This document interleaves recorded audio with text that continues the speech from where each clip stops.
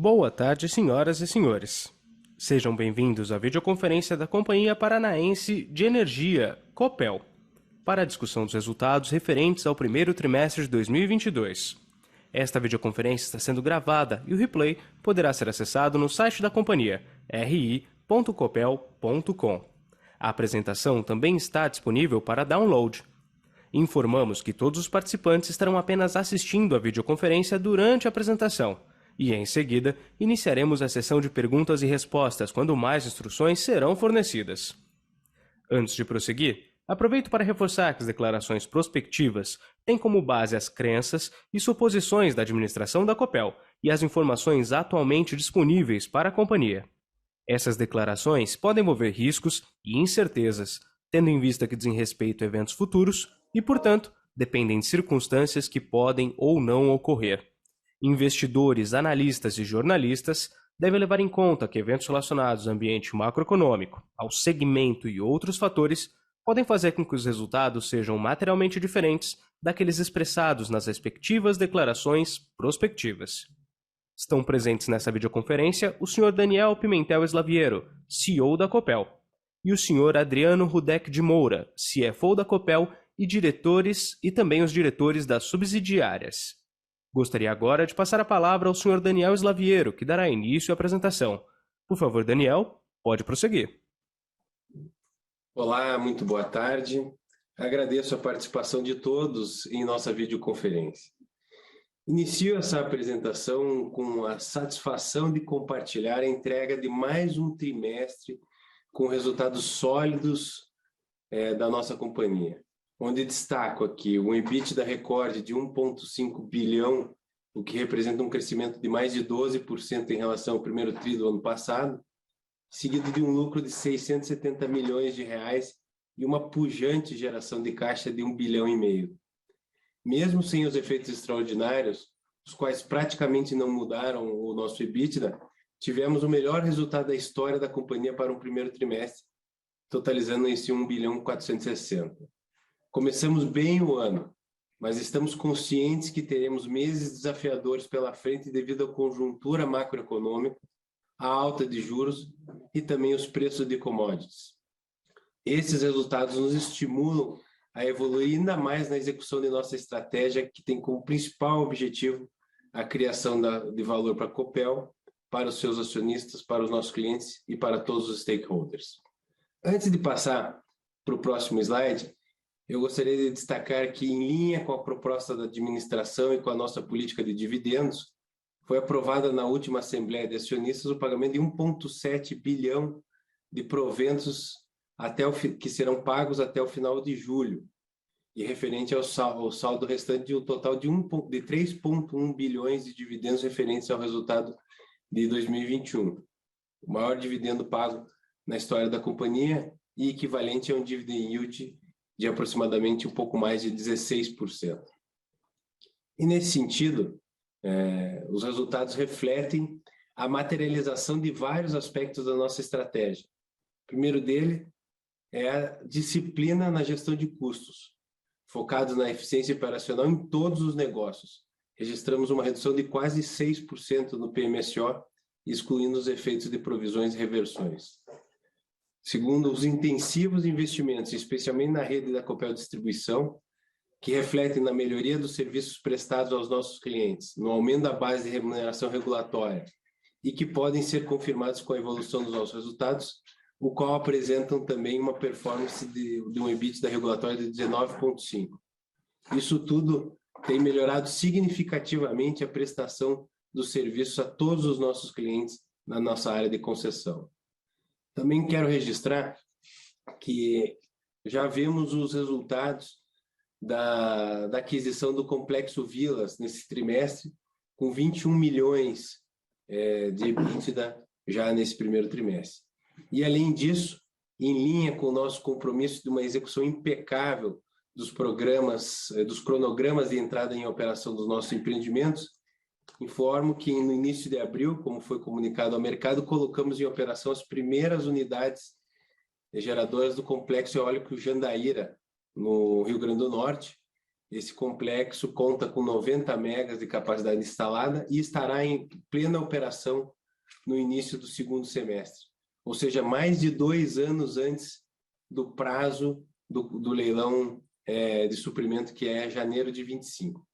E esse empreendimento também reforça a nossa estratégia de crescimento sustentável e de uma diversificação do portfólio através da ampliação das fontes renováveis puras, eólica e solar.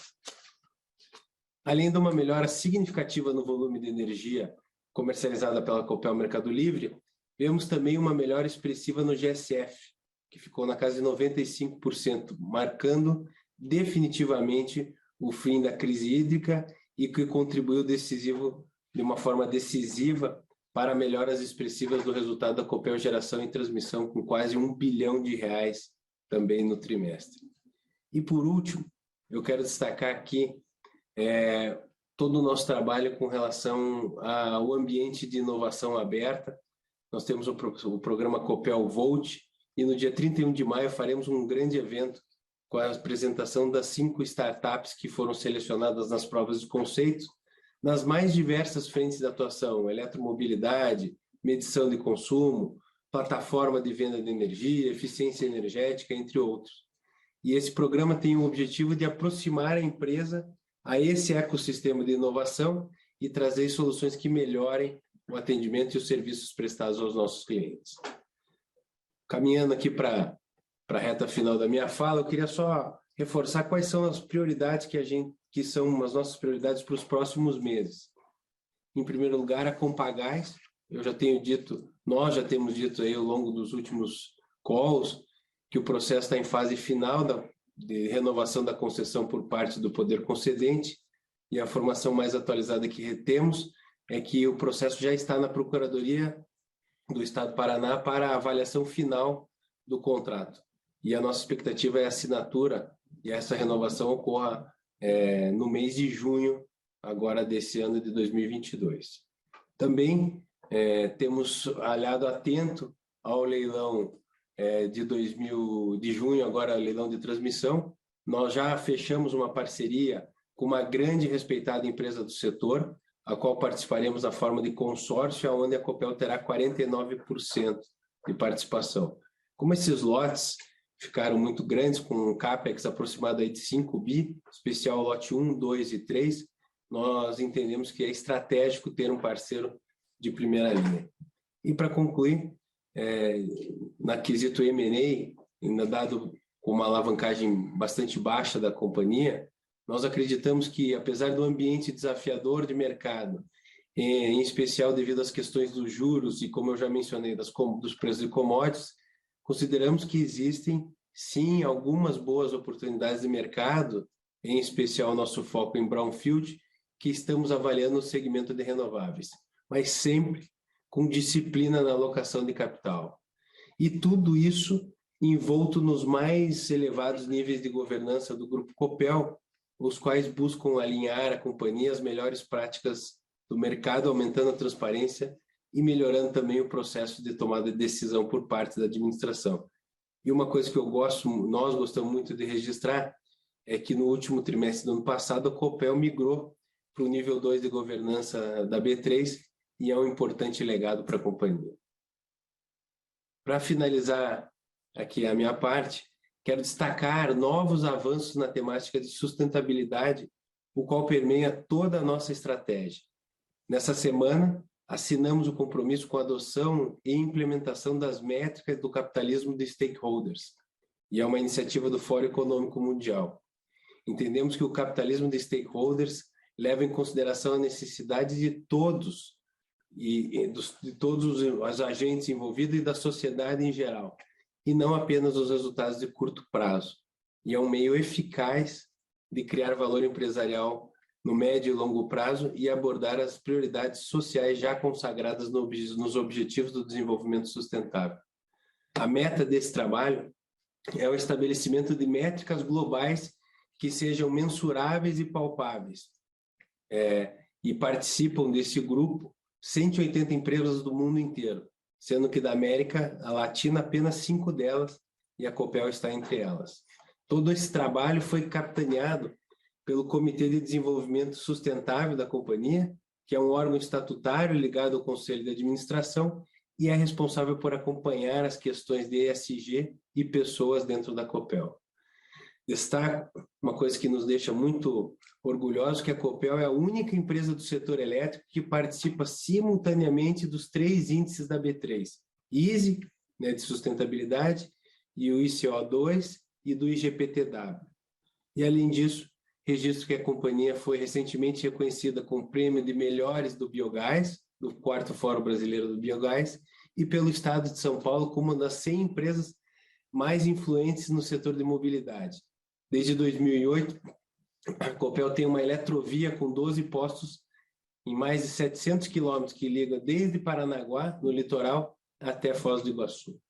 E reitero, para concluir, que todos esses fatos refletem o compromisso assumido pela administração com os mais elevados padrões, como eu falei, de transparência e ESG, visando fortalecer os pilares de perenidade, crescimento e sustentabilidade dos nossos negócios. Passo a você, Moura, para detalhar um pouco mais os resultados do primeiro trimestre.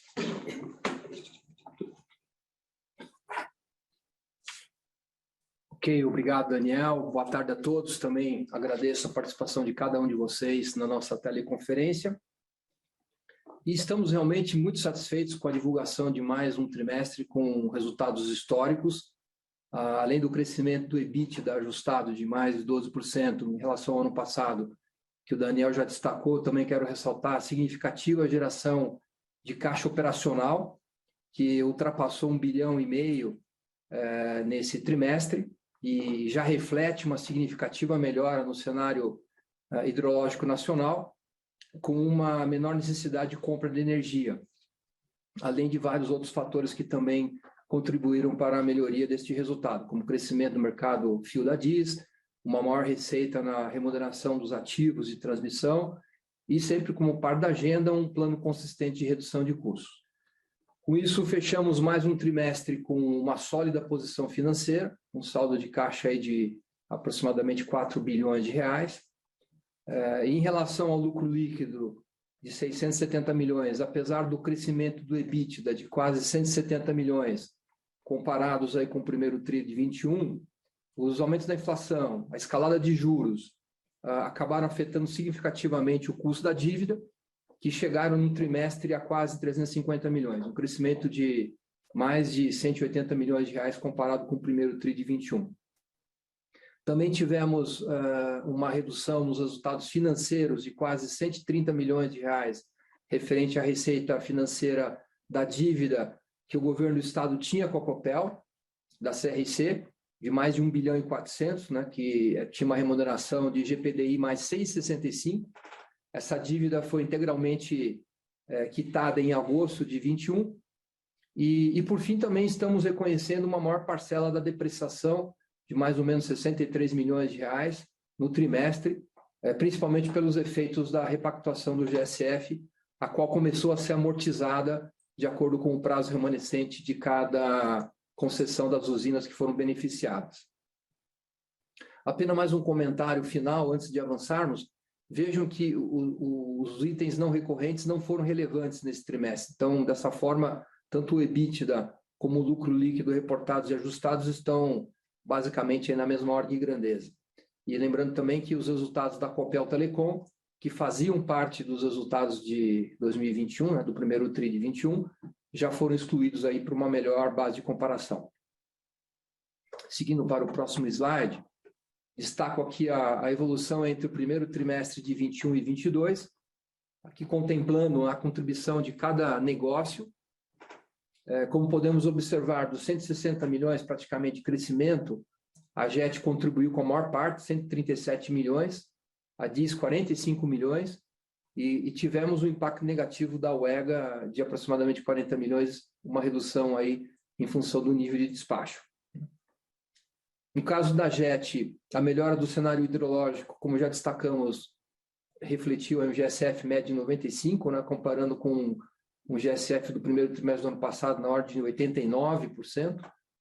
Isso aumentou o resultado da compra e venda de energia, de 778 milhões para quase 800 milhões no primeiro TRI de 22, já mostrando aí uma tendência positiva para o restante do ano. Destaco também que o aumento na remuneração dos ativos de transmissão, além de melhorarem, né, os resultados dos ativos próprios da T, também ajudaram na equivalência de suas controladas. Essa também é uma tendência positiva para o restante do ano, considerando a expectativa do aumento do IPCA. Além, claro, dos resultados consolidados do Complexo Eólico Vilas, que o Daniel já comentou, que já fazem parte também da JET desde dezembro de 21, e da redução do PMSO.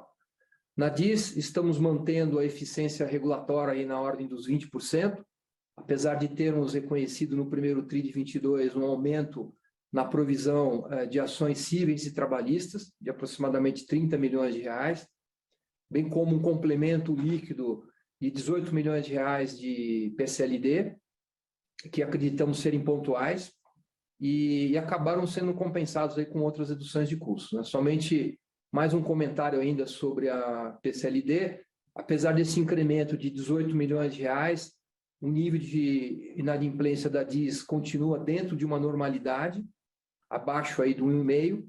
Apesar disso, a gente continua monitorando isso de perto.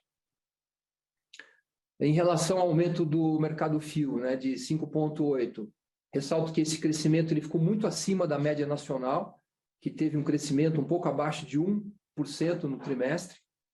Entrando mais em detalhes, a gente vê que teve uma forte recuperação do setor comercial no estado do Paraná, com um aumento de mais de 12%. Residencial também está crescendo bem, na média 7,5%. E se considerarmos os efeitos da energia compensada no consumo de GD, que praticamente dobrou em relação ao primeiro TRI de 21, passando dos 270 gigawatts-hora, o crescimento líquido do mercado fio ficou em 4,2. Ainda um crescimento muito bom, considerando a média nacional. Destacando os nossos 3 principais negócios, a JET praticamente já chegou em 1 bi de EBITDA no trimestre, quase 70% total, um forte crescimento de 11%, aqui já considerando os resultados consolidados, inclusive da UEGA, que reduziu seu EBITDA de 34 milhões no ano passado, positivos, para um negativo de 6 milhões esse ano, em função do baixo despacho, como comentei, e somente como uma referência, se nós eliminássemos os efeitos da UEGA, esse crescimento seria de 15%, quer dizer, um crescimento muito sólido, né? Está baseado aí na execução de uma estratégia consistente de melhoria de eficiência e redução de custos, conclusões de obras, novas aquisições e principalmente uma eficiente gestão na comercialização de energia. Na DIS, também um crescimento expressivo de mais de 13%, pelas razões que já destacamos, chegando aí perto de um EBITDA na ordem de 400 milhões de reais, um pouco a menos do que isso. Estamos bem confiantes na manutenção desse nível de eficiência regulatória aí por volta dos 20% e vamos continuar certamente muito focados aí na execução dessa estratégia de melhoria contínua de eficiência operacional que está se demonstrando muito exitosa. Mercado Livre continua no topo das maiores comercializadoras do Brasil, com uma importância estratégica relevante na comercialização de energia do Grupo Copel, com um forte potencial de crescimento sustentável, obviamente com a captura aí de oportunidades pela maior abertura do Mercado Livre. Em termos de resultado, continua mantendo aí o mesmo patamar do ano passado, sem dúvida, um ano mais desafiador, considerando aí a maior volatilidade dos preços de energia.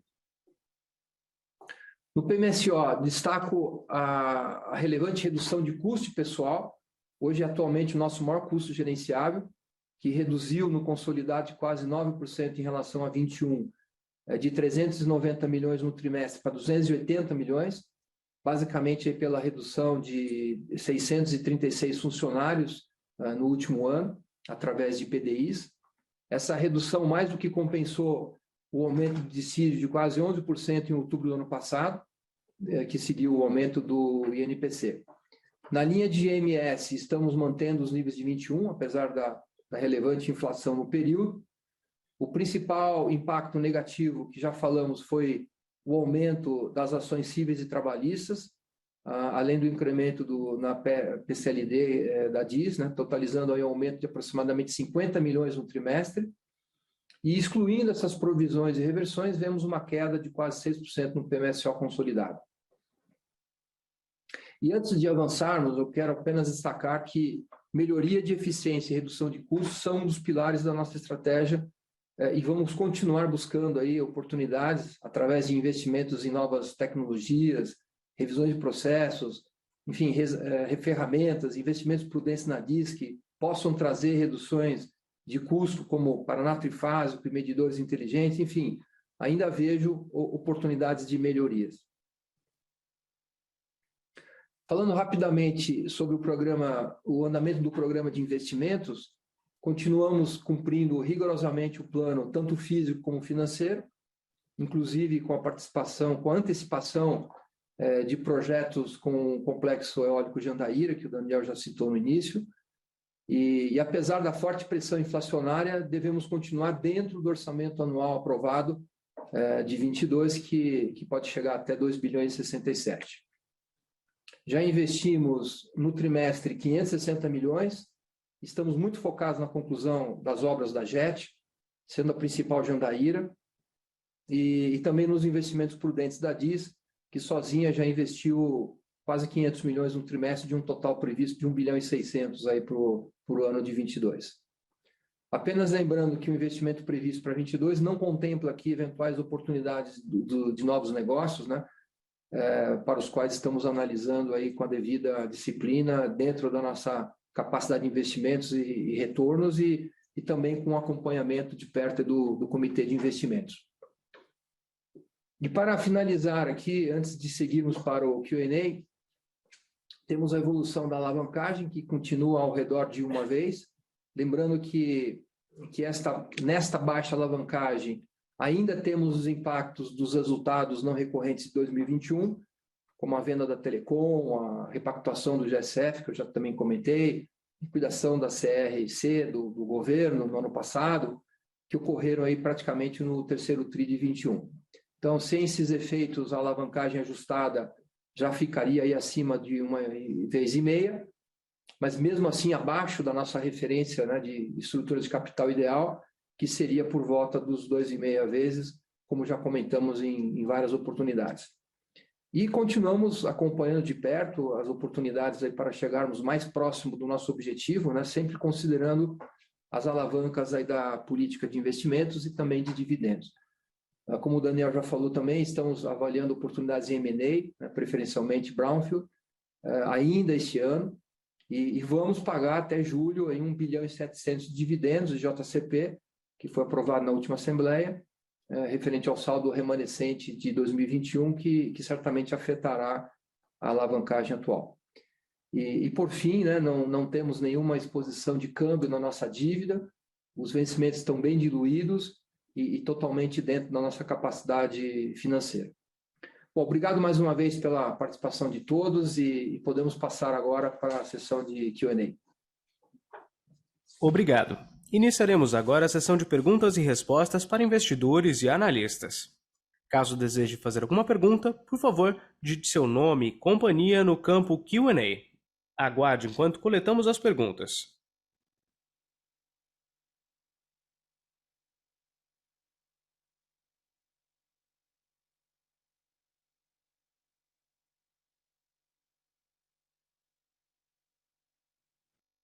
Nossa primeira pergunta vem de Lucídio Pagnussati.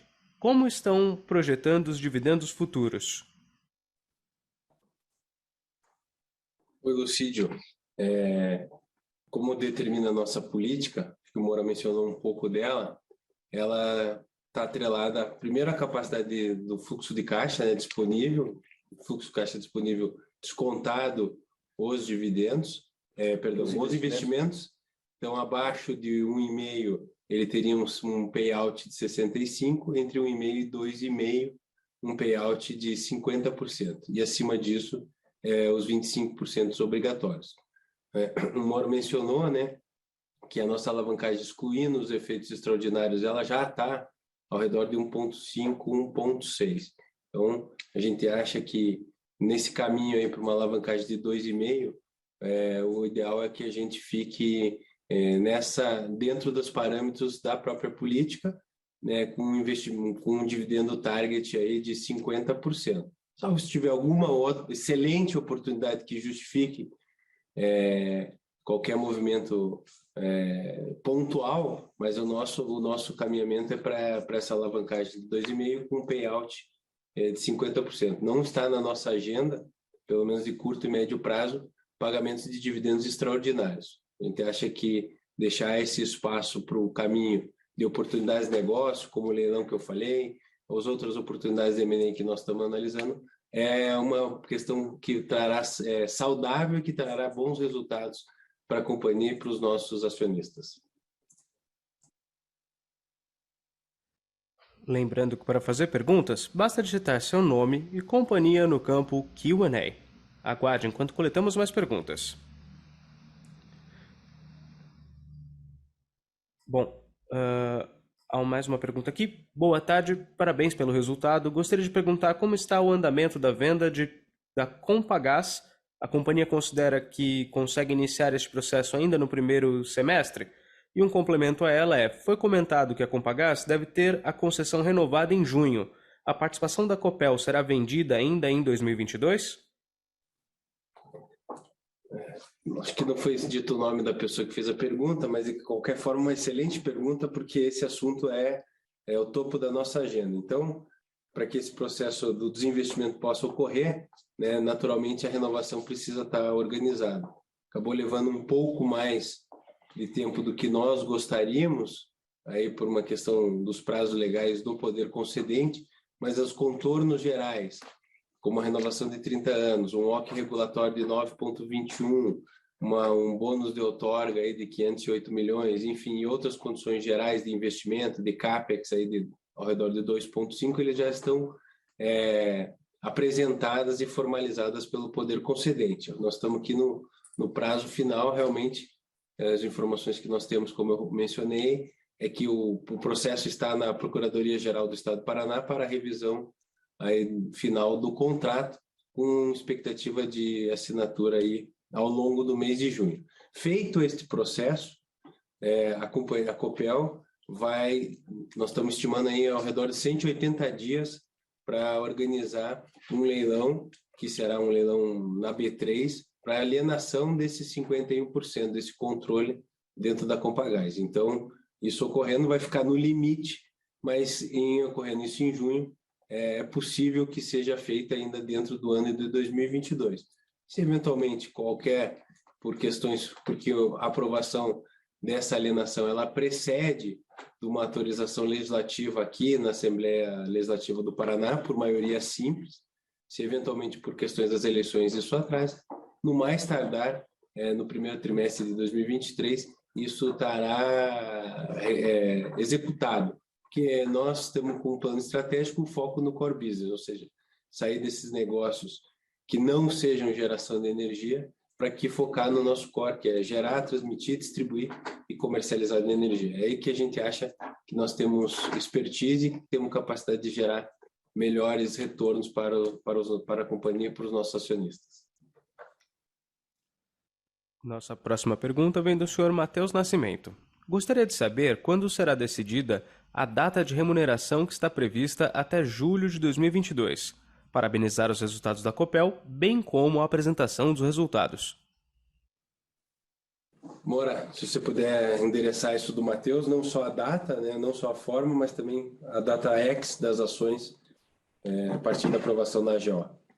Ok, bom, Matheus, o que foi aprovado na Assembleia foi o pagamento até julho desse ano, né, até o final de julho. Nós estamos fazendo aí todos os esforços para que a gente possa antecipar isso um pouco. A gente não tem a data ainda final, nós devemos apresentar para o nosso Conselho de Administração, provavelmente na próxima reunião, para que a gente valide essa data, mas tudo caminha aí para antecipar um pouco da data de julho. Lembrando que para fazer perguntas, basta digitar seu nome e companhia no campo Q&A. Nossa próxima pergunta vem do senhor Leandro Batista. Com a alta dos juros cada vez mais, Vocês enxergam um impacto negativo nas dívidas da companhia?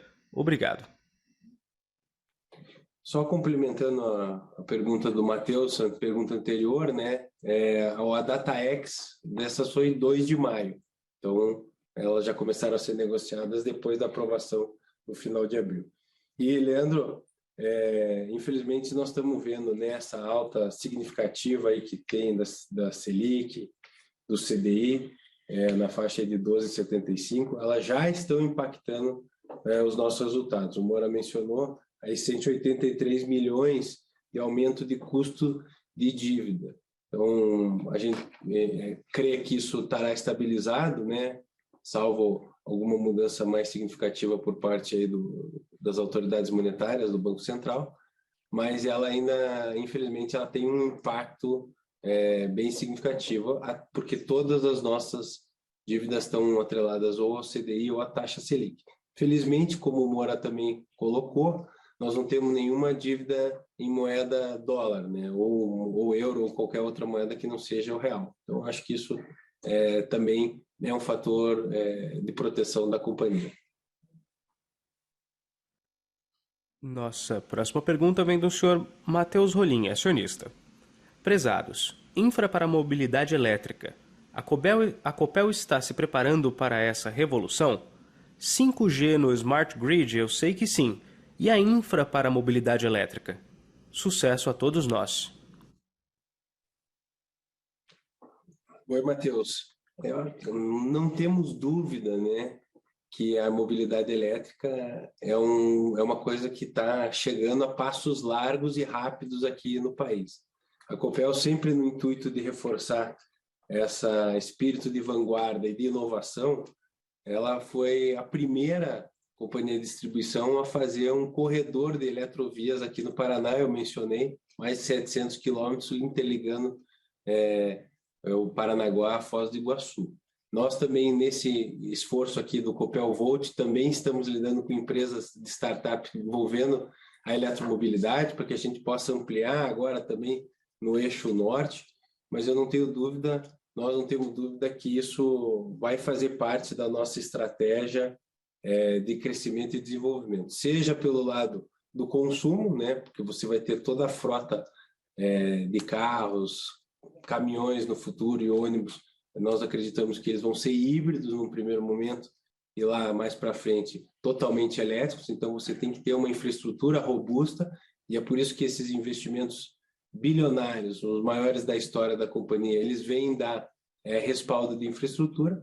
E na questão do carregador, da infraestrutura, isso é uma questão que nós estamos avaliando se tem alguma oportunidade específica de negócio que possa ser monetizada disso. Mas a infraestrutura, seja lá da Copel, seja de qualquer outro parceiro, no Paraná, ela vai estar segura para poder dar respaldo a esse crescimento da eletromobilidade.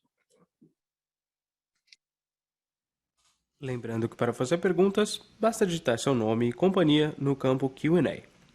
Nossa próxima pergunta vem de Rafael Teixeira. Olá, nos investimentos da GET, há previsão de investir em geração com biomassa? Bertol, se você puder endereçar isso. Ok. Boa tarde, Rafael. Essa pergunta é muito importante aí, porque faz parte da expansão da oferta de energia elétrica no planejamento energético do Ministério de Minas e Energia, no PDE, a expansão com biomassa. A Copel também está olhando todos os segmentos de geração, notadamente, aí, como o Daniel falou, eólica, fotovoltaica em M&A, mas também estamos estudando uma possibilidade de biomassa, tanto biomassa do bagaço da cana, como também de resíduos sólidos urbanos. Tem essa oportunidade e nós estamos olhando todas as oportunidades de expansão da geração de energia, conforme tem o planejamento centralizado e também a estratégia de investimento da Copel Geração e Transmissão com as diretrizes do grupo.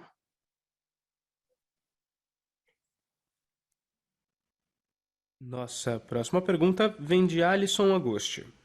o lucro líquido do primeiro trimestre de 2022 foi pressionado pelo aumento dos custos e despesas da companhia. Como a Copel pensa em atuar nas suas questões de custos e despesas operacionais? Obrigado. Oi, Alisson. Essa redução do lucro, ele não foi em aumento de custos operacionais. Na verdade, até a companhia reduziu os custos operacionais, aqui a gente chama de PMSO, caiu 6%, e o custo de pessoal, que é o maior custo que a companhia tem, ele caiu 9%. Isso foi reflexo de um programa grande de demissão voluntária aqui, que saíram mais no total, comparado o primeiro trimestre com esse de 21 com 22, mais de 600 pessoas. Então, hoje a Copel, no grupo como um todo, em todas as suas unidades de negócio, tem pela primeira vez menos de 6 mil colaboradores diretos. Então, essa questão de controle de custo e de eficiência, ela é uma parte muito relevante e principal, sem deixar de cair a qualidade, ou melhor, melhorando a qualidade para os nossos consumidores. Tanto que a Copel, a distribuição, foi eleita a melhor distribuidora do país pela Abrad. Em relação ao que ocorreu, foi aumento de custos financeiros. O primeiro deles, acho que eu já mencionei, foi a questão aí da correção da dívida por aumento de juros.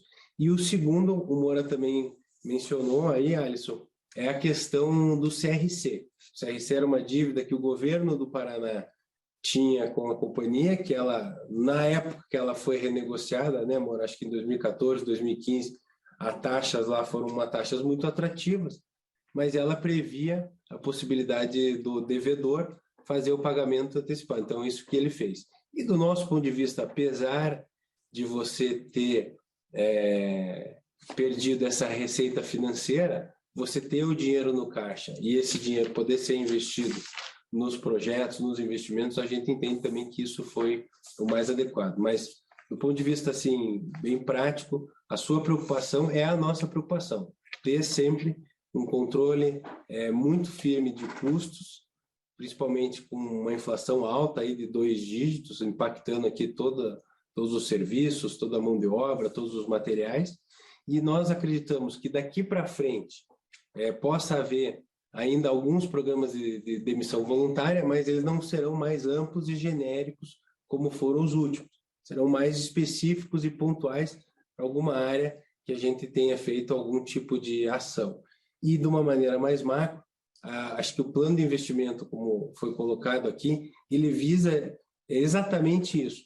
Ele tem, quando se faz um investimento forte e tão eficiente, grande, prudente, como o que nós temos executado, ele tem um benefício triplo. Ele melhora o atendimento para os nossos consumidores, para os nossos clientes, ele aumenta a base de ativo regulatório e ele reduz custos. Principalmente aí o Smart Grid, que você tem a operação toda remota, dispensando aí medição, leituristas, até maioria de intervenções humanas. E no caso de geração e transmissão, você com inteligências artificiais, com automação das subestações, com operação remota e centralizada, você também tem muito ganho de eficiência. Inclusive, nós aqui nesta sede estamos unificando todas as nossas operações aqui da JET, também trazendo para aqui para um centro de comando único aqui em Curitiba. Ele já era unificado, mas agora está próximo de onde fica a operação e a gestão. E isso também tem feito, só para concluir, também temos construído um plano de terceirizações de atividades não fins que podem ser prestadas por empresas com menor custo e maior, até eventualmente maior eficiência do que internamente. Nossa próxima pergunta vem do Sr. Wagner Johansson. Já é possível saber como serão utilizados os recursos da venda da Compagás? Oi, Wagner. Ainda não, até porque a gente não tem os cálculos finais de quanto que vai ser o preço mínimo e, como não acredito que ocorrerá o ágio que ocorreu na Telecom, mas certamente algum tipo de competitividade, algum tipo de interesse haverá por uma companhia de distribuição de gás no mercado que está sendo aberto e ainda mais num estado privilegiado aí como o Paraná. A única certeza que nós temos é que ele vai ser investido em energia.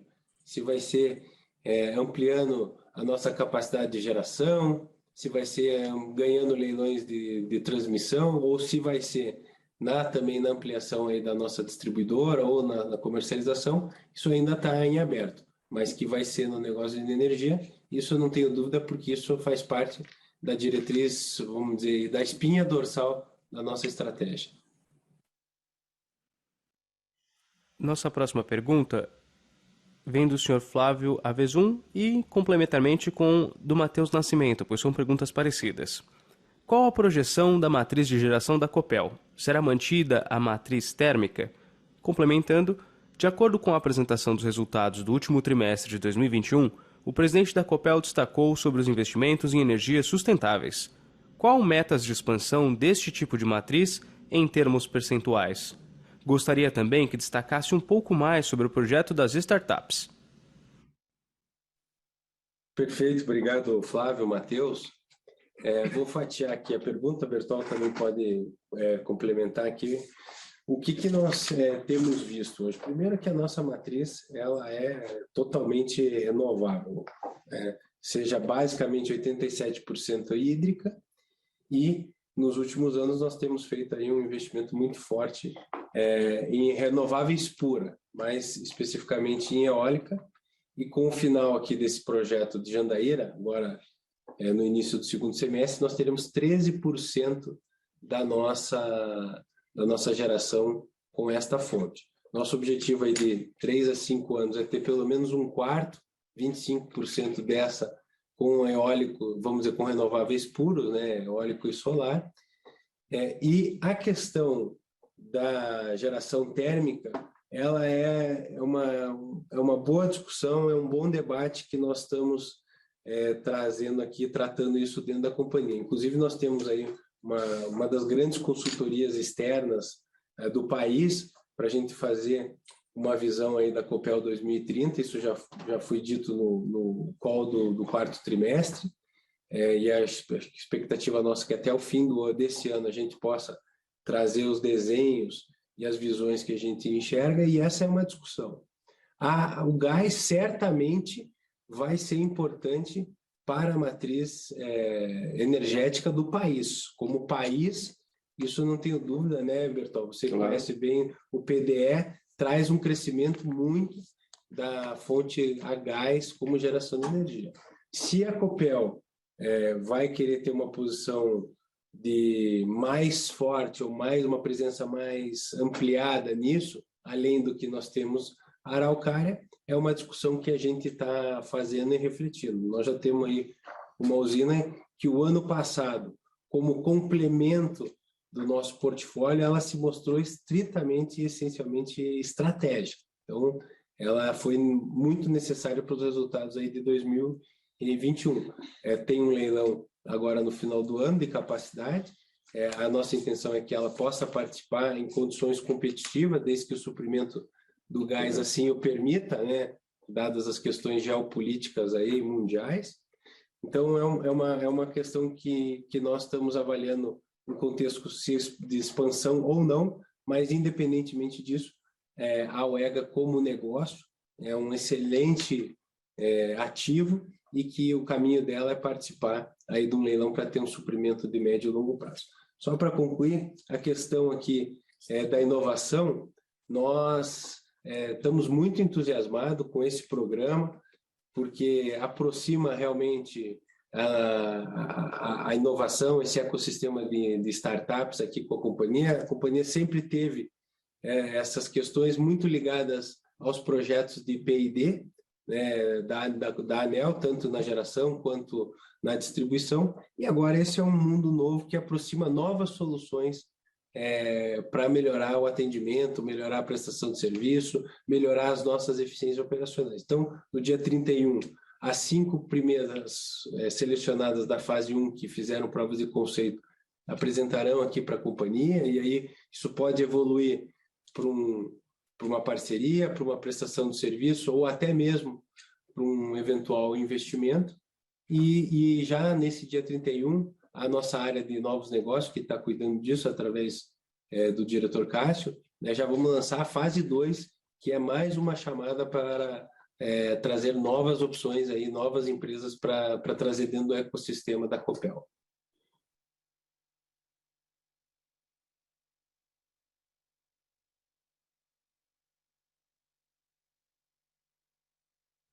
Aguarde enquanto coletamos mais perguntas.